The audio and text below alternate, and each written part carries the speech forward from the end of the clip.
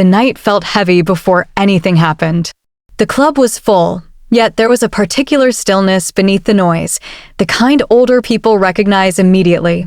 It is the type of silence that sits under music and lets you know something is about to shift. Lights moved slowly across polished tables, and the staff glided through the crowd with the quiet discipline of people who understood the importance of order. I had seen countless nights in that place, but this one carried an unusual tension, one that would soon reveal exactly who held authority inside those walls. I was standing in the reserved section, watching the flow of the room, when a young man approached with the swagger of someone who believed the world bent for him. He raised his voice loud enough for the music to falter in the minds of those nearby. He demanded that I leave the space, claiming it was reserved for important guests. People turned to look at him, then at me, expecting a confrontation. A few phones lifted, eager to capture a scene they assumed would end with his victory. His confidence rested on the belief that volume created truth and that followers equaled influence. He did not yet understand that some rooms operate under rules far older than him. Instead of responding, I lifted my hand in a calm gesture. That small motion carried more weight than any argument ever could. The bouncers saw it instantly. This was a man who had worked at my side long enough to interpret silence with precision. He stepped forward, placing himself between the intruder and the rest of the section. The young man reacted by pulling back and shouting that he was untouchable, that he had status, and that everyone should know his name. His voice rose, but the room had already shifted away from him. People sensed that he had misjudged the environment. His confidence sounded suddenly hollow. The bouncer held him firmly, not aggressively, simply with the certainty of someone who understood responsibility. The young man demanded attention, insisting that fame granted him privilege. Still, the only thing that mattered in that moment was a single question coming from the bouncer, spoken clearly and directed at me with the seriousness of a professional seeking final confirmation. He asked if I wanted the man banned for life. The club grew quieter, not because the music stopped, but because the energy of the crowd changed. People leaned in without moving. Eyes widened. Conversations died mid-sentence. They all recognized that something decisive was unfolding, something rare, something permanent. For a younger audience, such a moment might seem theatrical. For those over 50, it reads as the natural consequence of crossing a line that should never be crossed. I gave a single nod. Nothing more was needed. The bouncer acknowledged the decision and prepared to escort the man out. A subtle wave of realization washed over the room. They understood that the matter was settled, that there would be no negotiation and no return. The man attempted to argue again, but his words carried no force. Authority had already spoken. As he was removed from the section, the atmosphere returned to its usual rhythm, yet with an added layer of clarity. People resumed their evening with a deeper awareness of the structure that held the place together. What had happened was not drama. It was final. It was the quiet expression of ownership, the kind that never needs to shout because the room already knows exactly where true power sits. Long before he stepped into the club that night, the man lived inside a world shaped by screens and applause. His identity rested on numbers that moved upward as long as he stayed loud enough to keep people watching. Every morning, he refreshed his phone to measure his worth, searching for the constant reassurance that strangers still found him entertaining. Over time, he began to mistake the reactions he collected for genuine influence. It was a fragile foundation, but he never questioned it. In his mind, a crowd behind a screen was the same as authority in a room. He had never learned the difference because no one had challenged the illusion. His rise began with short videos filmed in expensive restaurants he never paid for. People invited him hoping his presence would create attention for their business. He walked into these places with a sense of entitlement because he never saw the owners or the staff who worked tirelessly behind the scenes. He believed the environment existed for him. The more people watched him, the more convinced he became that every door should open. He assumed respect was automatic simply because he had visibility. In truth, he had followers, not power. One evening, a sponsor arranged a private event for him in a different venue. It was a simple gathering, but he treated it as a coronation. He gave orders to employees who were not assigned to him. He moved furniture to control the aesthetic of his videos. He directed the lighting technician as if he owned the building. The staff exchanged glances, recognizing the type immediately. They were used to guests who believed influence meant ownership. Still, they completed their tasks because professionalism required patience. The man interpreted their restraint as proof of his status. During that event, he posted a video claiming he had exclusive access to the most important spaces in the city. His followers believed him without hesitation. The comment section filled with admiration. He absorbed every message like fuel. He did not realize that the real decision-makers in the room were watching from a distance, noting every disrespect, every instruction given to people he had no authority over, every assumption he made about his place in the hierarchy. Even then, they did not interrupt him. To them, he was simply passing through. As his online presence grew, so did his confidence. He developed a habit of walking into establishments without checking reservations. If a table was unavailable, he announced that he could bring visibility to the place. If a server reminded him of protocol, he dismissed them with a smile, believing they would eventually understand who he was. Sometimes he persuaded a manager who wanted publicity. Other times he was denied. Whenever that happened, he blamed jealousy rather than acknowledging structure. In his world, systems were obstacles, not foundations. The more attention he received, the less aware he became of his surroundings. He forgot that buildings operate through rules formed long before he arrived. He forgot that staff follow instructions from people who invest in payroll, licensing, maintenance, and safety. He forgot that authority does not come from applause. It comes from responsibility. On the night of the incident, he entered the club with the same mindset. He scanned the room as if searching for a stage. He recognized familiar faces and nodded, convinced that visibility would carry him everywhere. He saw the VIP area and approached without asking. When he noticed someone standing where he wanted to be, he reacted instinctively, raising his voice as he had always done. For a moment, he believed the crowd would support him.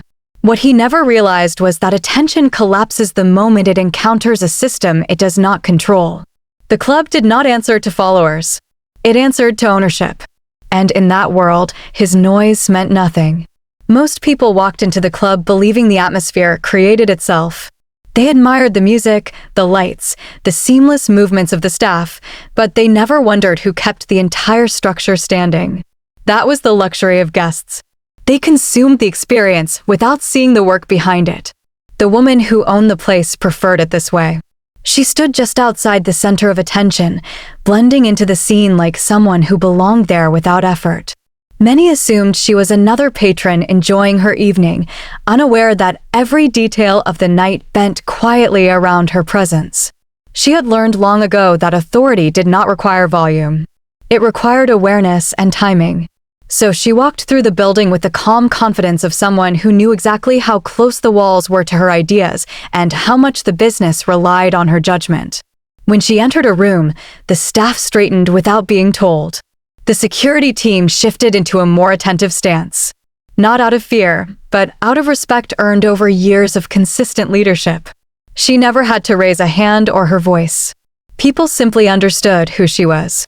Earlier that evening, before the incident, she had completed her usual round.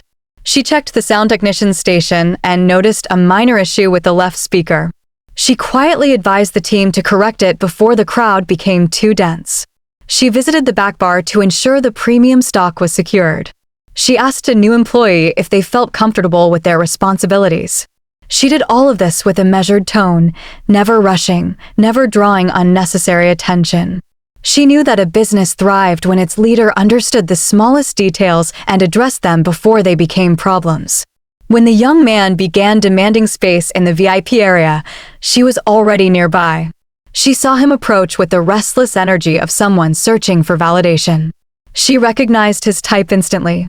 During her years of ownership, she had seen countless individuals enter confident and leave humbled because they did not understand the structure they walked into. She observed him without emotion, simply allowing the situation to reveal itself. She knew that stepping forward would only feed his need for attention. Silence, on the other hand, would expose his misunderstanding of the environment. While he raised his voice, She watched the reactions around him. Staff exchanged glances, but waited for her cue. Seasoned guests recognized the shift in atmosphere and stepped back, giving the moment space. Younger patrons raised their phones, anticipating entertainment, unaware that they were recording a lesson rather than a spectacle. She remained still, not out of indifference, but because she trusted the framework she had built. The room did not need her intervention to respond correctly. As the bouncer approached, he glanced toward her instinctively. Their eyes met for a brief second. That small acknowledgement was enough. She gave no gesture, yet her authority guided his next move.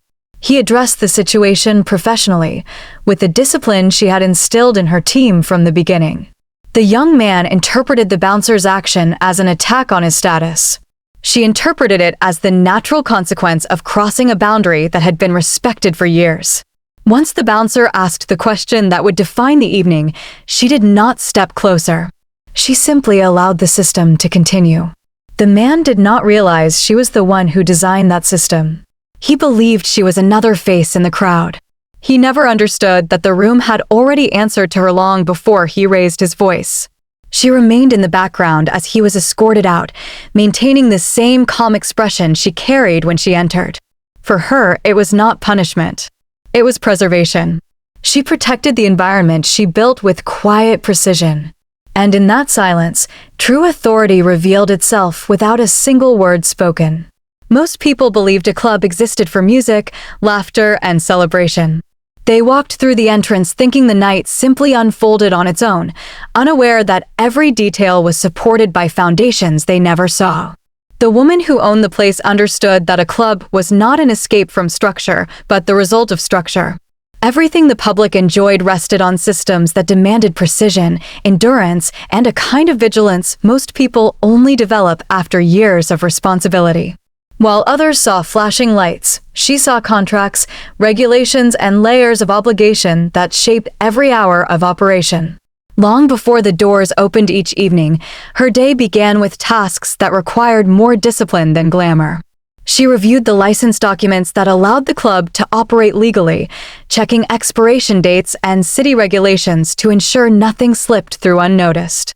She knew that one missing signature could shut the place down faster than any argument at the bar. She spent years building relationships with municipal offices, learning the language of compliance and mastering the rhythm of inspections. None of this work was visible, yet it carried more weight than the entire sound system combined. Insurance was another pillar she managed with absolute care. She negotiated policies that protected the staff, the guests, and the building itself. Whenever she met with representatives, she came prepared with data, reports, and predictions. She had lived long enough to understand that preparation saved more money than optimism. She kept records of incidents and resolved them quickly, not because she expected trouble, but because she respected the reality that any crowded environment required foresight. Security contracts were handled with the same meticulous attention. She did not hire guards based on appearance. She hired based on reliability, training, and the ability to read a room.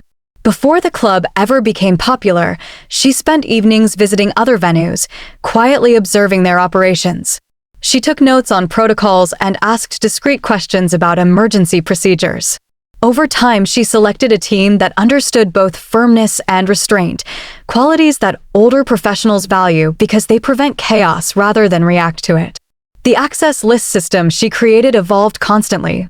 Each night, names were verified with updated information. She instructed her staff to treat regular guests with familiarity and newcomers with respect while maintaining strict boundaries. This balance preserved the club's reputation more effectively than advertising. She curated partner agreements with companies that provided sound equipment, lighting support, and beverage supply. Every partnership was built on mutual trust and long-term benefit, not popularity. She had turned down several flashy offers because she recognized the difference between visibility and stability.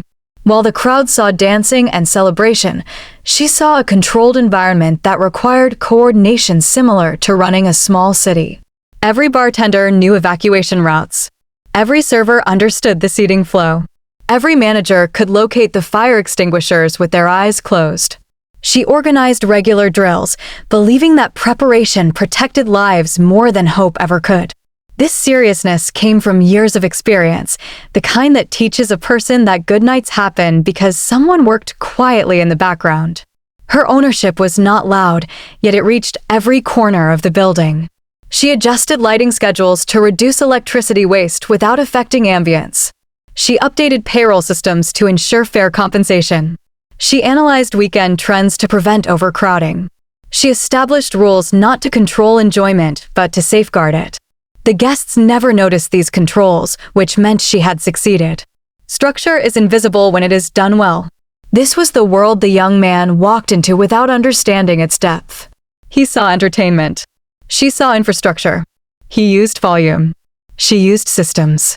The club existed because she built it, piece by piece, through decisions made long before he ever raised his voice.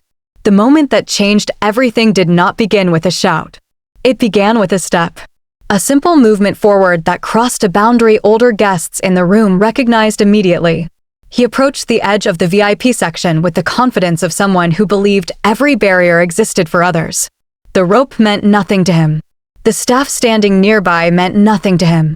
He assumed that his presence alone granted permission.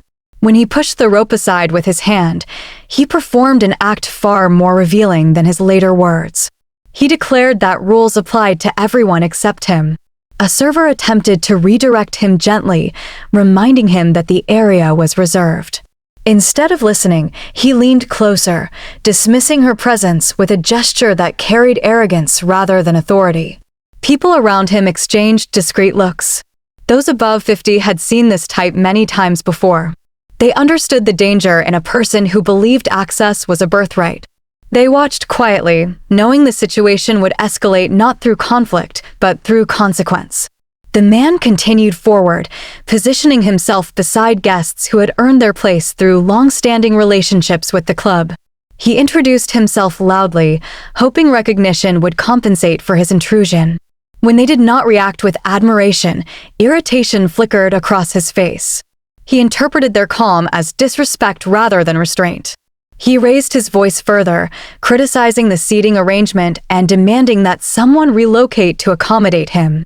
His behavior created a ripple through the room, the kind of shift only experienced individuals notice immediately. One guest, a man in his 60s with a composed expression, observed the scene with quiet disapproval. He had spent years negotiating contracts and managing teams, and he recognized the unmistakable posture of a person who believed attention equaled entitlement. He gave a subtle nod to a nearby staff member, signaling that the owner should be informed. Not because he felt threatened, but because he understood that environments like this survive only when boundaries are protected. The young man continued escalating the situation. He reached for a glass placed on a table that was not his and lifted it as if everything within reach belonged to him. The server returned, reminding him again that the section required authorization. He responded by questioning her confidence, insisting she obviously did not know who he was. The tone shifted from irritation to dominance, and that shift marked the point of no return. In that instant, he crossed more than a physical boundary. He crossed a line of respect. He dismissed the staff, challenged the order of the room, and ignored the hierarchy he had walked into. He transformed a minor incident into a declaration of superiority. That was the moment the bouncer stepped forward. Not aggressively, but with the firm composure of someone trained to protect both safety and dignity. The bouncer placed a hand near the young man's arm, signaling that it was time to leave the restricted area. The man reacted with outrage, pulling back and shouting that he would not be touched. He insisted he deserved special treatment. The room watched in silence, not out of fear, but out of understanding. Entitled behavior in a controlled environment does not lead to negotiation. It leads to removal. The owner arrived quietly, her presence carrying more authority than the man's volume ever could. She assessed the situation in seconds. She saw the server's discomfort, the guest's unease, and the young man's complete disregard for the rules that held her business together. She gave a small directive, almost imperceptible, but powerful enough to finalize the outcome. The bouncer asked the question that sealed the man's fate. The answer came with a nod. The removal began. In the world she built, crossing the line did not invite debate. It invited consequence. The bouncer had worked in many places before joining her team, but none had the discipline or clarity of structure that she demanded. From his first week, he understood that this club operated differently. There was no improvisation, no confusion about roles, no hesitation when action was required. She believed that security existed not to intimidate guests, but to protect the integrity of the entire environment. He respected that philosophy because it matched the lessons he had learned throughout his life. In a well-run establishment, order protects everyone, including the person being removed. Earlier that evening, he had taken his usual position near the VIP entrance. From here, he could observe the flow of the crowd without intruding. Experience taught him to read body language long before people spoke. He noticed the young man entering the club with exaggerated confidence, scanning the room for attention rather than enjoyment. It was not unusual, but something about the man's insistence on dominating the space caught his eye. Even from a distance, he recognized the restless energy that often preceded a problem. As the man approached the restricted area, the bouncer shifted slightly, preparing to intervene if necessary. He waited, watching the first signs of boundary testing. The guest stepping into the VIP section, the dismissive gesture toward the server, the raised voice meant to command rather than communicate, all confirmed his earlier instinct. Still, he did not act prematurely. His training required patience. His duty required clarity. Only when the situation crossed a threshold would he step in. When the man ignored the second warning from the staff, the bouncer made his move. He approached calmly, not with hostility, but with the certainty of someone who understood the responsibility placed on his shoulders. He positioned himself between the man and the guests, grounding the moment with his steady presence. He did not raise his voice, and he did not explain himself. The environment already established the authority he represented. The man reacted with outrage, insisting he had the right to be wherever he wished.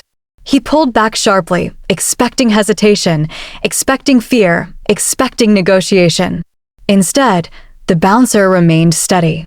In his world, excessive explanation only encouraged escalation. A clear boundary required a clear response. He knew the hierarchy. He knew the rules. He knew the owner trusted his judgment. That trust made hesitation impossible. While the man continued shouting, the bouncer glanced toward where the owner stood. Their eyes met for a brief moment. That single exchange carried more meaning than any conversation could. He received his confirmation without a word. Years of working together created an unspoken communication that younger people rarely understand. True authority does not shout commands. It sets expectations long before they are needed. With the room watching, the bouncer addressed the owner with one precise question that confirmed the consequence. He asked if the man should be banned for life. He asked because formality matters, not because doubt existed. He asked because protocol deserved respect. When she nodded, he knew the matter was settled. He placed a guiding hand near the man's arm, firm but controlled. He did not drag him or provoke further conflict. Removal was not punishment. It was procedure. The man resisted, shouting again, but the bouncer focused on the task with the calm that comes from experience. His duty was to protect the atmosphere, not to engage in theatrics. As the man was escorted out, the crowd recognized something profound. They saw that order did not depend on noise. It depended on structure, discipline, and individuals who understood their role within a system. The bouncer never hesitated because hesitation belonged to those who lacked authority.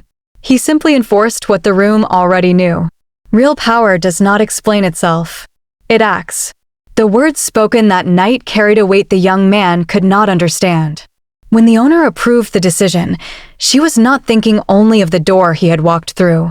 She was thinking of the network she had spent years building. Her club existed at the center of a wide circle of partnerships, agreements, and alliances that shaped the social life of the city. For the guests, it was simply a place to enjoy an evening. For her, it was one node in a system that required constant maintenance. Removal from one part meant removal from all. Long before the incident, She had cultivated relationships with owners of other venues who shared her values. They respected order, discretion, and professionalism. They relied on one another to maintain a certain standard. If a guest became a threat in one location, that threat could easily spread. To prevent this, the owners agreed to communicate with each other when necessary. These exchanges were not dramatic. They occurred quietly through brief messages, subtle conversations, and a shared understanding of how to protect their spaces. The morning after the incident, she drafted a brief report for her partners. It contained the essential information they needed. The individual had shown aggressive behavior, disrespected staff, and disrupted the environment. There was no judgment, only facts. Those who received the report trusted her accuracy. They had experienced similar situations over the years and knew how important it was to address them before they grew larger. They updated their internal lists immediately. While the young man believed he had only been removed from a single space, the consequences extended far beyond his awareness. A week later, he attempted to enter a different club that often collaborated with hers. At the entrance, the host reviewed the list and informed security that the individual was not permitted inside. The man reacted with confusion. He insisted it must be a mistake. The staff remained composed. They followed procedure without explaining why the denial existed. He left irritated but not yet alarmed. He assumed it was an isolated misunderstanding. A few days later, he received an invitation to a private event hosted by a well-known entrepreneur. When he arrived, the event coordinator paused at his name. She checked a discreet note attached to the list. She informed him that attendance had reached capacity. He sensed the shift, but did not understand it. He walked away believing the answer, unaware that his exclusion was deliberate. As time passed, more doors closed quietly. He attempted to collaborate with influencers who often filmed at exclusive lounges. Their managers declined politely, citing scheduling conflicts. Promoters who once sought his presence began to overlook him. His messages received slower replies. Eventually, some received no reply at all. He could not identify the moment things changed because the system designed to protect these environments did not announce its decisions. It moved silently. Meanwhile, the owner's club continued to operate smoothly. Guests felt safe and respected. Staff worked confidently without fear of confrontation. Her partners appreciated her vigilance. She had prevented a situation that could have escalated in any of their establishments. They understood that leadership required more than reacting to problems. It required anticipating consequences and acting decisively. The young man eventually realized a pattern. Each place that rejected him belonged to the same social map. He had been removed from more than one venue. He had been removed from an entire network. By the time he understood this, the decision was already permanent. There was no appeal process. There was no discussion. The system had acted, and the consequences followed. For life did not mean a single door. It meant every door that protected the standards she upheld. It meant a quiet yet complete withdrawal of access. And in the world she managed, silence enforced more than confrontation ever could. The most devastating consequences in life rarely arrive with noise. They do not come with public declarations or dramatic confrontations. They settle in slowly, almost gently, until the person affected realizes that something essential has shifted. That was how his downfall began. There was no announcement in the club, no message posted online, no argument that spread through social media. The decisions surrounding him happened quietly, and for a long time, he did not notice that an invisible curtain had fallen around his world. In the days that followed the incident, he continued his routine as if nothing significant had occurred. He recorded new videos, planned a series of collaborations, and boasted about future events. He believed his influence remained untouched. It never occurred to him that most of his opportunities depended on spaces and people connected to the network he had just been removed from. When the first invitation disappeared, he assumed the organizer had simply overlooked him. After all, he was used to last-minute changes. He brushed it aside without concern. A few days later, a brand he had worked with many times contacted several creators for a promotional night. He waited for his turn, confident he would be included. Nothing arrived. He refreshed his inbox several times, expecting a delay, yet the offer never came. Still, he rationalized it. The brand must be shifting focus. Someone new must have taken over. He believed the absence was temporary. He did not understand that the people making these decisions already knew what had happened at the club. Over time, subtle signs accumulated. Coordinators who once responded quickly became distant. Meetings that were promised for the following week dissolved without explanation. The events he used to attend effortlessly now seemed out of reach. He attempted to reach out, expecting apologies or clarifications, but the messages remained unanswered. Silence wrapped itself around him with a firmness he could not break. When a major venue launched its seasonal gala, he fully expected an invitation. He had attended the previous 2 years and had posted videos that brought attention to the event. He dressed carefully, confident that he would be welcomed even without formal confirmation. At the entrance, the staff checked the list and informed him that his name was not included. He insisted they search again, convinced it was an error. The staff remained polite. The list remained unchanged. He walked away frustrated, yet he still did not grasp the full picture. Weeks passed, and he sensed a decline in engagement on his content. Viewers noticed he was no longer present in the exclusive spaces he once showcased. Some speculated that he had changed his direction. Others assumed he was losing relevance. He attempted to regain attention by increasing the frequency of his posts, but the shift had already occurred. Without access to the environments that once elevated him, his videos lost their appeal. He could no longer rely on borrowed prestige to maintain his influence. During this period, he heard whispers from acquaintances that certain circles had closed to him. They avoided specifics, but hinted at a broader issue. He pushed for details, but no one offered clarity. His name had been removed from private guest lists and internal databases.